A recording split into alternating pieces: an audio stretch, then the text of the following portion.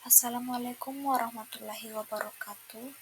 Perkenalkan, nama saya Mutia Herunisa dari kelas FM 20C dengan NIM 10572111920. Ingin menjelaskan sedikit mengenai manajemen risiko dan konsep risiko. Pertama, pengertian manajemen risiko. Secara umum, risiko adalah suatu keadaan yang tidak pasti yang di dalamnya terdapat unsur bahaya akibat konsekuensi yang bisa terjadi akibat proses yang sedang berlangsung maupun kejadian yang akan datang. Selanjutnya, tujuan risiko yaitu yang pertama, melacak sumber-sumber risiko.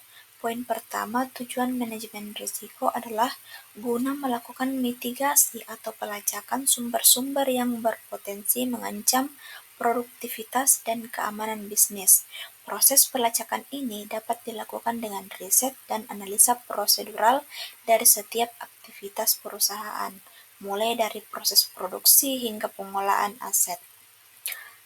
Yang kedua yaitu menyediakan informasi risiko bagi perusahaan.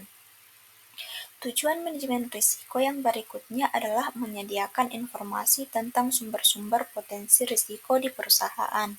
Setelah melakukan analisa, seorang manajer risiko perlu menyusun laporan risiko berdasarkan data dari proses mitigasi. Yang ketiga yaitu minimalisasi kerugian akibat terjadi risiko.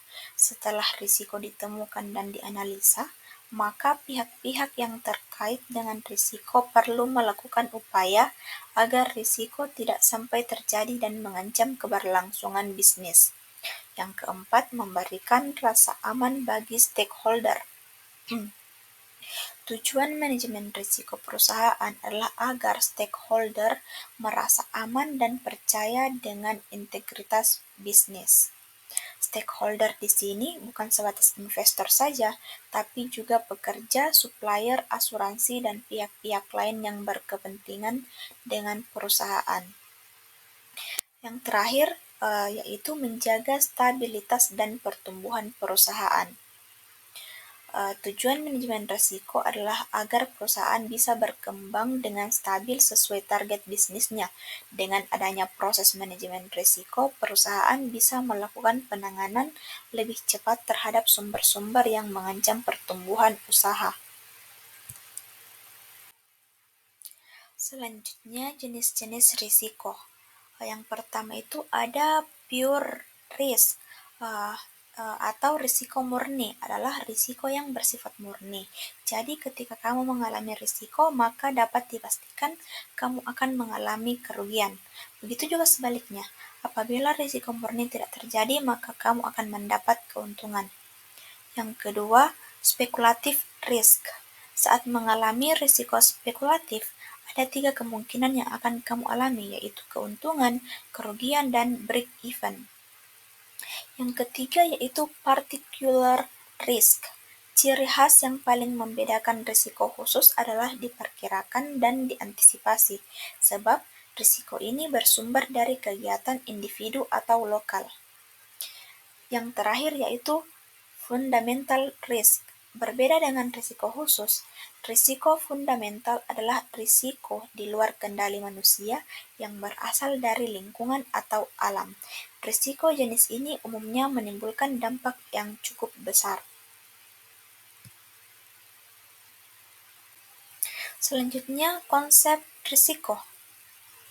Hazard adalah keadaan bahaya yang dapat memperbesar kemungkinan terjadinya peril atau bencana.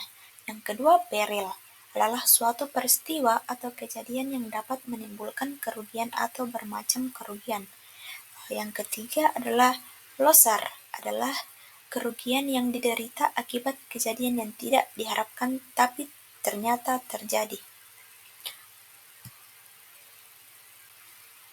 Selanjutnya, sumber-sumber risiko. Ada 12. Yang pertama yaitu politik. yaitu risiko yang berasal dari kebijakan politik.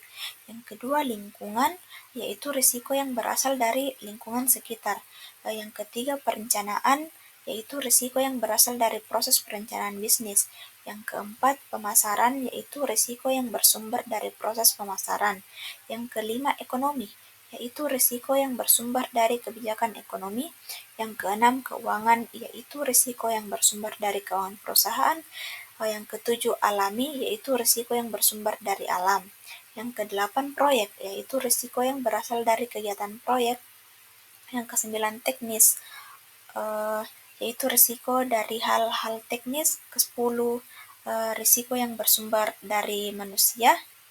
Yang ke-11, yaitu risiko karena adanya proses tindak kriminal. Yang ke-12, risiko keselamatan, yaitu risiko yang berhubungan dengan keselamatan kerja. Mungkin itu saja materi yang dapat saya sampaikan. Saya ucapkan terima kasih.